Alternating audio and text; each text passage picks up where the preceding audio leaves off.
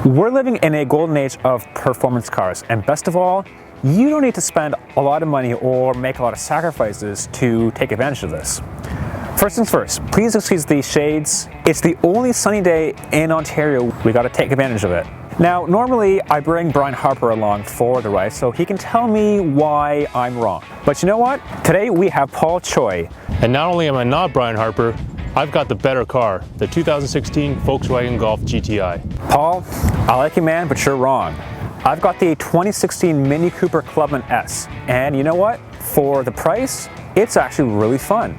I'll concede you, it looks nice, but I'd take the GTI over that car any day. There's only one way we can settle this. Maybe two, a fist fight, or we can go for a drive.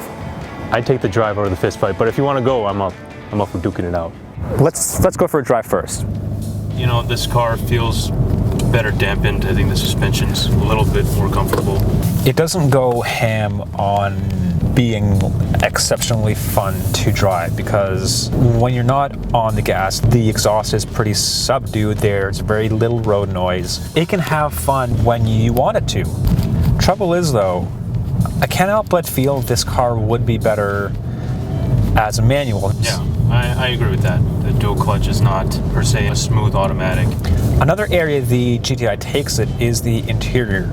It feels well built and there's hardly any squeaks in the cabin. The cargo space, because it has a spare tire in the back, it's kind of a shallow trunk. So the GTI has the better interior. Yep. And it's pretty fun for what it is. Yeah. Just as a daily driver, there's just a lot more features that you can play with. CarPlay's a huge thing. But it just doesn't have personality. Let's check out the Mini, see what it's all about. This is not a GTI. It's not. This is a Mini Cooper S Clubman.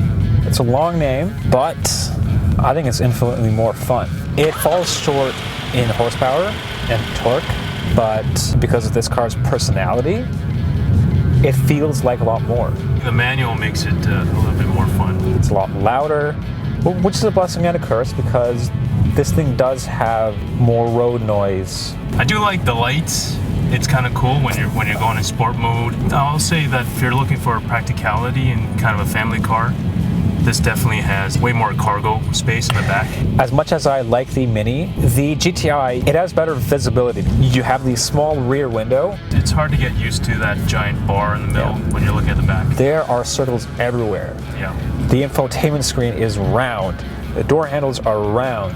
Even the key is round. Yeah. It's definitely got the quirk and the fun down pat. What did you think about the actual infotainment system? There's a bit of a learning curve. No knob will be more intuitive than a touchscreen. So Paul, having driven both cars, what do you think? I think I'll say the Mini Clubman is definitely more fun than I thought it would be at first. The manual adds a whole lot of character to the car and it's a lot faster than you'd think, but at the end of the day I think the GTI, it's lighter, it's more nimble, and it has a lot more standard features that you can get with the car. If I had to pick a car to live with between these two, I'd take the Mini home. All right, that's fair. With the manual transmission, I think the Mini is the more fun car to drive.